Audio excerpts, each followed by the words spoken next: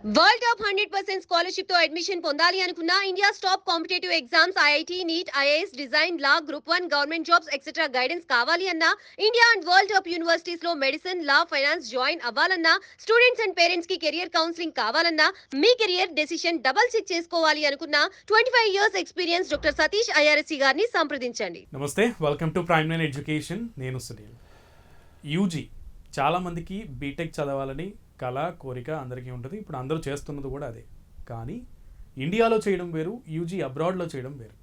So అబ్రాడ్లో చేయాలంటే అసలు ఇక్కడ ఎటువంటి కాలేజ్లో జాయిన్ అవ్వాలి, ఎటువంటి కరికులం ఉన్న కాలేజ్లో జాయిన్ అవ్వాలి, అబ్రాడ్లో యూజీ చదవాలంటే అక్కడ ఎటువంటి స్టాండర్డ్స్ని మనం ముందు ఫాలో అవ్వాలి, ఈ విషయాల గురించి ఈరోజు క్లారిఫికేషన్ ఇచ్చే ప్రయత్నం చేస్తాను. మనతో పాటు స్టూడియోలో ఉన్నారు సతీష్ ఐఆర్ఎస్సి గారు. Welcome sir. నమస్తే అండి. డాక్టర్ సతీష్ ఐఆర్ఎస్సి గారు. బికాజ్ ఈ విషయంలో పర్టికులర్గా అబ్రాడ్ వెళ్ళి చదవాలనుకునే వాళ్ళు కరికులం అనేది చాలా ఇంపార్టెంట్ రోల్ ప్లే చేస్తుంది. అవునండి. సో దాన్ని ఎలా ప్లాన్ చేయాలి? డెఫినెట్గానంటే మనకి వరల్డ్ వైడ్ ఉన్నటువంటి అప్రూవ్డ్ కరికులమ్స్ ఏవైతే ఉన్నాయో అవి డెఫినెట్గా మనకి అబ్రాడ్ వెళ్ళాలన్నప్పుడు అప్లికేషన్స్లో వాటిలో అడ్వాంటేజ్ ఉంటుందండి. వరల్డ్ వైడ్గా చూసినట్లయితే ఇప్పుడు క్యాంబ్రిడ్జ్ ఏదైతే యూకే కరికులం ఉంటుందో మనకి ఐజీసీఎస్సీ అంటాం మనం, ఐజీఎస్సీ అంటాం మనం, ఇంటర్నేషనల్ ఆర్ లోకల్లో ఉన్నటువంటి జిఎస్సీ అంటారు. ఇవి జనరల్గా ఆల్మోస్ట్ మీకు 150 దేశాల్లో ఉందంటే, అంటే అర్థం ఏంటి, 150 దేశాల్లో ఉంది కాబట్టి డెఫినెట్గా అందరికీ తెలిసినటువంటి కరికులం. అట్లాగే ఐబీ కూడా చాలా దేశాల్లో ఆల్మోస్ట్ మీకు మోర్ దెన్ 100 కంట్రీస్లో అది ఉంది, ఇంక్లూడింగ్ యూఎస్ అనేది. కానీ అట్లాగే యూఎస్లో చదివినటువంటి వాళ్ళు క్లాస్ 12తో పాటు వాళ్ళు అడ్వాన్స్డ్ ప్లేస్మెంట్స్ ఆ ప్యాటర్న్లో ఉంటారు వాళ్ళు. అట్లా మన ఇండియాకి వచ్చేటప్పటికి సిబిఎస్ఈ కానీ లేకపోతే ఐసీఎస్ఈ అంటాం 10th వరకు, 12th అయితే ఐఎస్సీ అంటాం మనం. అది కాకుండా స్టేట్ బోర్డ్స్, ఏ స్టేట్కి అయితే ఆ స్టేట్ బోర్డ్స్ ఉంటాయి. ఇవి కాకుండా వాళ్ళ స్టేట్ బోర్డ్స్ అంటే ప్రతి దేశంలో వాళ్ళకి ఫర్ ఎగ్జాంపుల్ మీరు టాంజానియా వెళ్ళారు, కెన్యా వెళ్ళారు, లేకపోతేనేమో ఖతార్ వెళ్ళారు, లేకపోతే ఇంకోటి ఏదో కంట్రీ వెళ్ళారు, ఆస్ట్రేలియా, వాళ్ళకి లోకల్గా వాళ్ళ డిఫరెంట్ బోర్డ్స్ ఉంటాయండి. సో ఆ బోర్డ్స్లో వాళ్ళు చదువుతారు. అబ్రాడ్ వెళ్ళేటప్పుడు అంటే అన్ని బోర్డ్స్ స్టూడెంట్స్ని వాళ్ళు తీసుకుంటారు. కొన్ని స్పెసిఫిక్ కంట్రీస్ నుంచి అయితే తీసుకోరు, కొన్ని స్పెసిఫిక్ కంట్రీస్ నుంచి తీసుకోరండి. ఇప్పుడు ఫర్ ఎగ్జాంపుల్ మీరు కొన్ని కంట్రీస్ ఉంటాయండి మీకు, ఈజిప్టు, ఇలా కొన్ని కంట్రీస్లో ఇరాక్ లేకపోతే ఇలాంటి కంట్రీస్లో రెగ్యులర్గా వాళ్ళు 12th ఏదైతే చదువుతున్నారో అవి టాప్ యూనివర్సిటీస్ తీసుకో. సో దానికి వచ్చి అలాగని స్టూడెంట్స్ దానికి ఆల్టర్నేటివ్గా వారు ప్లాన్ చేసుకుని వెళ్ళొచ్చు, అంటే వేరే కరికులం చదువుకుని వెళ్ళొచ్చు, ఇబ్బంది ఏం లేదు. లక్కీగా ఇండియాలో ఉన్నటువంటిది ఏవైతే ఉన్నాయో చాలా వరకు కూడా సిబిఎస్ఈ ఐఎస్సీని అన్ని దేశాల్లో ఉన్నటువంటి అన్ని టాప్ యూనివర్సిటీస్ తీసుకుంటాయి, యాక్సెప్ట్ చేస్తాయి. సో అది మనకు పెద్ద ఇబ్బంది లేదంటే. రెండో పాయింట్ ఏంటంటే స్టేట్ బోర్డుకి వచ్చేటప్పుడు మాత్రం కొన్ని కాలేజీలో స్టేట్ బోర్డు తీసుకోవు. జనరల్గా యూకే లాంటి కంట్రీస్లో, యూరోప్ లాంటి కంట్రీస్లో కానీ తీసుకోవండి. సో అందు గురించి ఏంటంటే స్పెసిఫిక్గా అబ్రాడ్ వెళ్దాం అనుకున్నటువంటి విద్యార్థులు ఎవరైతే ఉన్నారో వీలున్నంత వరకు కూడా స్టేట్ బోర్డుని అవాయిడ్ చేయడానికి ట్రై చేయండి. స్టిల్ స్టేట్ బోర్డు అలౌ చేసి వెళ్ళే అవకాశం ఉంది. జనరల్గా అప్పుడు మా అబ్బాయి కూడా స్టేట్ బోర్డు ఉందండి, అబ్బాయి స్టేట్ బోర్డే అడ్మిషన్స్ వస్తాయి. కానీ ప్యారలల్గా ఈ స్టేట్ బోర్డుని రీప్లేస్ చేస్తూ వేరే క్వాలిఫికేషన్ని మీరు ఎక్వైర్ చేయగలిగితే మీకు ప్రాబ్లమ్ సాల్వ్ అయిపోతుంది. ఇప్పుడు చూడండి, ఇప్పుడు ఇరాన్లో ఉన్న క్వాలిఫికేషన్ వాడు తీసుకోవడం లేదు అంటే ఇరాన్ వాడు ఇంకొక రకమైన క్వాలిఫికేషన్ ఎక్వైర్ చేసి వాడు కావాల్సిన ఆ క్వాలిఫికేషన్ అప్లికేషన్ పెడితే ఇస్తున్నాడు. అంటే doesn't mean that state board తీసుకోవడం అంటే స్టేట్ బోర్డు చదవద్దని కాదు, బట్ మీరు అడిషనల్గా కొంత వర్క్ చేసుకుంటే చేసే అవకాశం ఉంటుంది. జేఈఈ మెయిన్స్లో నీట్లో ఉన్నటువంటి విద్యార్థులు ఉన్నారనుకోండి, వాళ్ళు స్టేట్ బోర్డులో ఉన్నారు, తప్పేం లేదు, అయినా కూడా వెళ్ళొచ్చు. కాకపోతే వాడు అడిషనల్గా కొన్ని రాసుకుని వెళ్ళాలి. వాళ్ళకు ఉన్న ఎబిలిటీ బట్టి ఎవరు మాలాంటి వ్యక్తులు ఎవరైనా కలిస్తే క్యాంబ్రిడ్జ్ బెటరా, లేకపోతే ఐబీలా, లేకపోతే యూఎస్ సిస్టంలోకి వెళ్తారా, ఏదో ఒక సిస్టంలోకి వెళ్ళి ఏదో ఒక క్వాలిఫికేషన్ ఎక్వైర్ చేసుకుని ముందుకు వెళ్ళిపోయే అవకాశం ఉంటుందండి. కానీ ఇది మంచి కరికులం కదా అని చెప్పేసి ఇంటర్నేషనల్ స్కూల్లో అబ్రాడ్ వెళ్ళాలి కదా అని చెప్పేసి ఇక్కడ చదువుతున్నట్టు తప్పు ఏంటంటే ఐబీ కరికులమో లేదా ఐజీఎస్సీ అనో ఇంటర్నేషనల్ స్కూల్స్లోకి వెళ్ళి చదువుతున్నప్పటికీ కూడా కనీసం 25 మంది 30 మంది క్లాస్ ఉంటే అందులో ఒకళ్ళిద్దరు కూడా మంచి స్కోర్స్ రావడం లేదు. ఇది పాయింట్ బి నోటెడ్ సార్. నిజంగానే ఎందుకంటే కరికులం మంచిదే కానీ చదవరండి వీళ్ళు. ఎందుకంటే ఫస్ట్లోనే మీకు ఈ స్కూల్స్కి వెళ్ళే వాళ్ళందరికీ కూడా ఫస్ట్ మొబైల్ ఇస్తారు తల్లిదండ్రులు. ఎందుకు ఇస్తున్నారని అడిగితే స్కూల్ అసైన్మెంట్లు ఇస్తున్నారంటే క్లాసులు చెప్తున్నారు కదా, ఆన్లైన్ క్లాసులు చెప్తున్నారు కదా, కోవిడ్ నుంచి అలవాటుంది కదా, ఎందుకు ఇవ్వాలనేది వాళ్ళ ఆన్సర్ వాళ్ళ దగ్గరికి ఉంటుంది. దాన్ని కొంతవరకు రిస్ట్రిక్ట్ చేసే అవకాశం ఉన్నా కూడా పిల్లల కంట్రోల్లో తల్లిదండ్రులు ఉన్నారు తప్ప తల్లిదండ్రుల కంట్రోల్లో పిల్లలు ఉన్న సిస్టము రాను తగ్గిపోతుంది. సిస్టమ్ మారిపోయింది. దానికి కారణం కూడా పేరెంట్స్. అంతే. సో అంతే కదా, 12th లోపు స్టూడెంట్ సరిగ్గా చదవలేదంటే 100% పేరెంట్ తప్ప అసలు స్టూడెంట్ అంటాకే ఏం లేదు అందులో. సో దీంట్లో ఏంటంటే వీళ్ళ ప్రాబ్లం ఏంటంటే వీళ్ళకి ఇన్స్టాగ్రామ్లు, ఫేస్బుక్లు, బర్త్డే పార్టీలు, లేదా అది ఇది ఒకటి కాదండి. అసలు ఎన్ని రకాలు ఉండాలి అన్ని రకాలు ఉంటాయి. ఈ స్టూడెంట్స్ అందరూ కూడా రకరకాలుగా మీకు 9th క్లాస్ నుంచి 10th క్లాస్ నుంచి రకరకాల రిలేషన్షిప్లని, ఇంకా అదంతా ఆ వరస్ట్ చెత్త అంతా మీకు అన్ని కాలేజీల్లోనూ అన్ని స్కూల్లో ఉంది. ఇంటర్నేషనల్ స్కూల్ మాత్రమే కాదు, అన్ని చోట్ల ఉందండి. నేనే ఉదాహరణకు రిస్ట్రిక్ట్ అవ్వట్లేదు. ఇన్ని రకాల డిస్ట్రాక్షన్స్ లేదా వీక్నెస్, సరే ఏదో పదం మీరు వాడుకోండి. సో వీటి వల్ల ఏమవుతుందంటేనంటే జనరల్గానండి వీళ్ళకి అకాడమిక్ పెర్ఫార్మెన్స్ సరిగ్గా రాకపోవడం వల్ల ఏ అంబిషన్తో అయితే అబ్రాడ్ వెళ్దామని అనుకుంటున్నారో ఆ అంబిషన్ చాలా మంది స్టూడెంట్స్కి 95-96% ఆఫ్ ది పీపుల్కి హైదరాబాద్ ఈ 2 రాష్ట్రాల్లో కూడా వాళ్ళకు అనుకున్నటువంటి కాలేజీకి వెళ్ళలేకపోతున్నాను అనేది నేను పాయింట్ బ్లాంక్గా నేను ఆన్ ది స్క్రీన్ చెప్పగలుగుతున్నాను. నాకు పర్సనల్ ఎక్స్పీరియన్స్ ప్రతి ఇంటర్నేషనల్ స్కూల్లోనూ ప్రతి స్కూల్లోనూ ఉన్నటువంటిది ఇది. మిగతా వాళ్ళు ఎలా వెళ్ళగలుగుతున్నారు అంటే మేబీ స్టూడెంట్స్ చాలా స్ట్రాంగ్ ఉండడం వల్ల. ఇప్పుడు నేనే చెప్తున్నానండి, ఒక రీజన్ నుంచి ఒక స్టూడెంట్ పంపిస్తున్నాం, వీళ్ళు పెన్ని మళ్ళీ చిరాకు నుంచి ఒకటి, ఇలా మంచి మంచి స్కూల్స్ నుంచి కూడా వెళ్తున్నారు. గీతాంజలి నుంచి కానీ, మేడం నుంచి కానీ, ఇలా స్కూల్స్లో IGCSE నుంచి వాటి నుంచి వెళ్తున్నారు మాకు జనరల్గా. కానీ ఆ స్టూడెంట్ చాలా వరకు కూడా జస్ట్ లైక్ హోమ్ స్కూల్లో ఉన్నట్టుగా ఉంటాడు. అంటే మీరు ఇన్ని ప్రాబ్లమ్స్ చెప్తున్నారు సార్, దీనికి సొల్యూషన్ ఏంటి అన్నదానికి కనపడింది మీ ఫేస్ ఎక్స్ప్రెషన్. అది కూడా మరి అంటే ప్రాబ్లం అనేది కంపల్సరీ అన్ని చోట్ల ఉంటుంది. డోంట్ మైండ్ సార్, అంటే ఎస్ ప్రాబ్లం ఉన్న చోట సొల్యూషన్ కూడా ఉంటుంది కదా. దీనికి ఏంటంటే మేము ఎట్లాగా చెప్తున్నాం అంటేనంటే, వీలున్నంత వరకు కూడా మంచి బోర్డులో మీరు ఉండాలనుకుంటే దయచేసి ఉండండి. వీలున్నంత వరకు CBSE ISCలో ఉండండి, మీరు అంత స్ట్రాంగ్ స్టూడెంట్ కాకపోతే.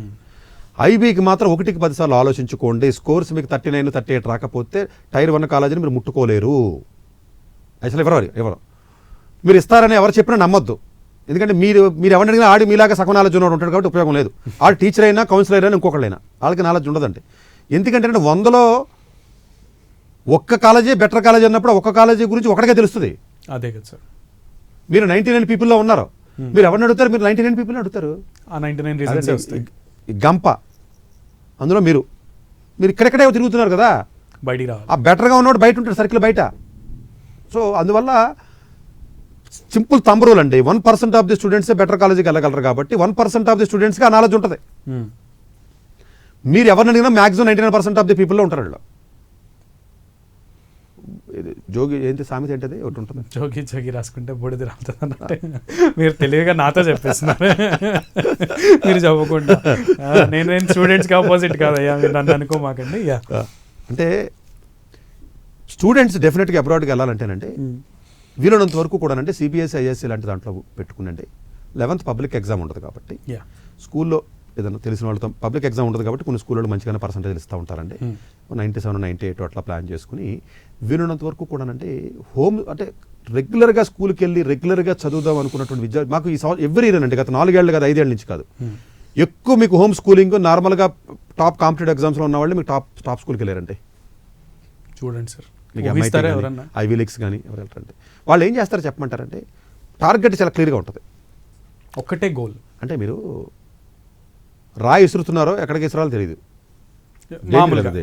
మీరు పలానా చెట్టునో లేదా దేన్నో కొట్టాలనుకున్నప్పుడు వేరు కదంటే.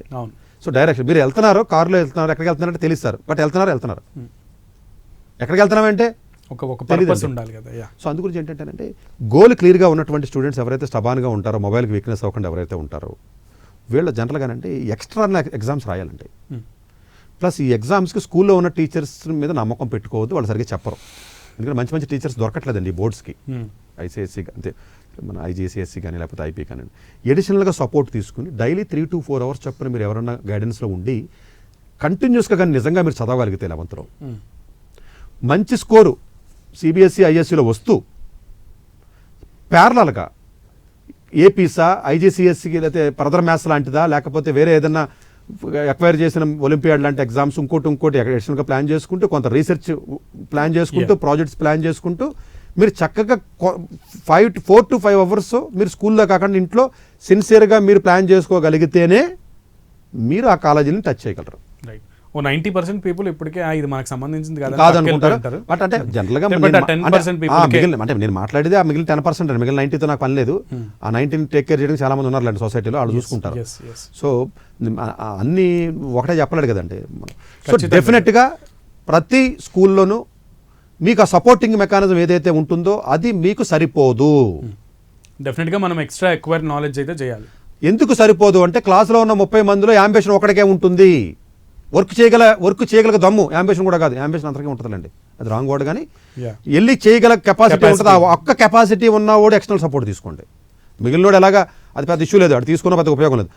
ఎవడైతే స్టూడెంట్ స్ట్రాంగ్గా నాకు హార్డ్ వర్క్ చేసి కెపాసిటీ నాకు ఉందన్నవాడు దయచేసి ముందు నుంచి కరెక్ట్గా కానీ ఎవరొకళ్ళ గైడెన్స్తో ప్లాన్ చేసుకుని ఆ ప్రొఫైల్ కానీ బిల్డ్ చేసుకుంటూ ఆ స్కోర్స్ని కరెక్ట్గా ప్లాన్ చేసుకుంటే మాత్రం వెళ్ళిపోతారండి. అలా వెళ్తున్నారు మాకు. రైట్, అదే. సో ప్లాన్ చేసుకోండి అకార్డింగ్లీ. అంటే కొంత హోమ్ స్కూలింగ్ అనేది కాంబినేషన్ రావాలి ఇక్కడ.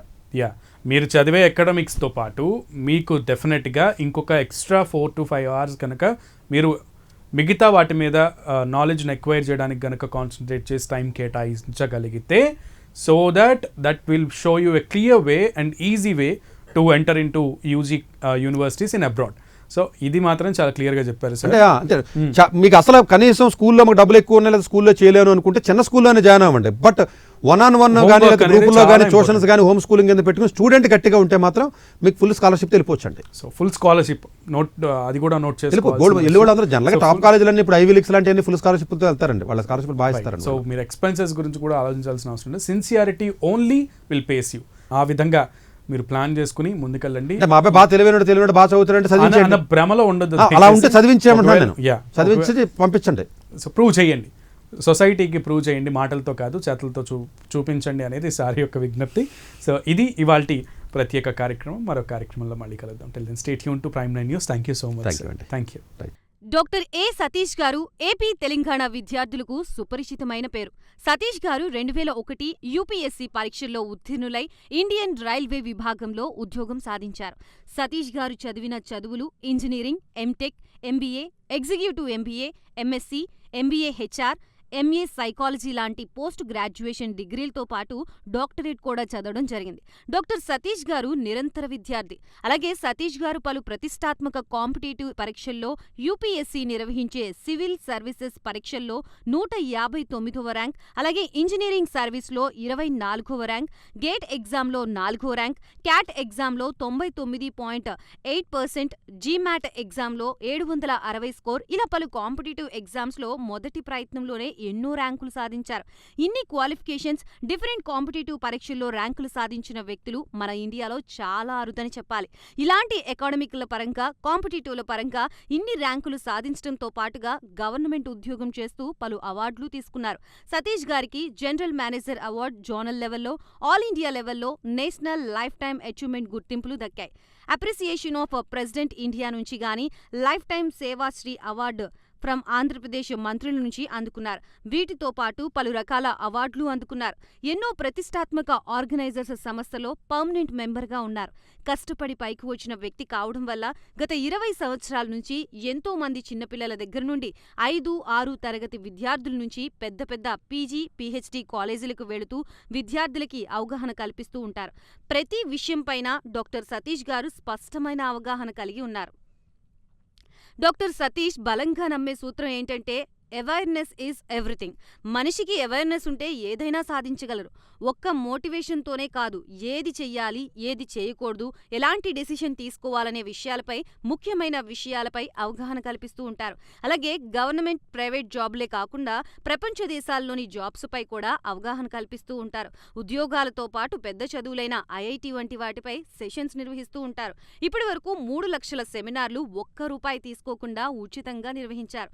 ఇందులో భాగంగా మన ప్రైమ్ 9 ద్వారా విద్యార్థులకి మోటివేషన్ ఇవ్వడానికి మీ ముందుకొస్తున్నారు డాక్టర్ సతీష్ గారు. వరల్డ్ టాప్ 100% స్కాలర్షిప్ తో అడ్మిషన్ పొందాలి అనుకున్నా India top competitive exams IIT, NEET, IAS, design, law, group 1, government jobs etcetera guidance కావాలి అన్నా, India and world top universities లో మెడిసిన్, లా, ఫైనాన్స్ జాయిన్ అవ్వాలన్నా, స్టూడెంట్స్ అండ్ పేరెంట్స్ కి career counselling కావాలన్నా, మీ కెరియర్ డెసిషన్ డబుల్ చెక్ చేసుకోవాలి అనుకున్నా 25 years experience doctor Satish IRSC గారిని సంప్రదించండి.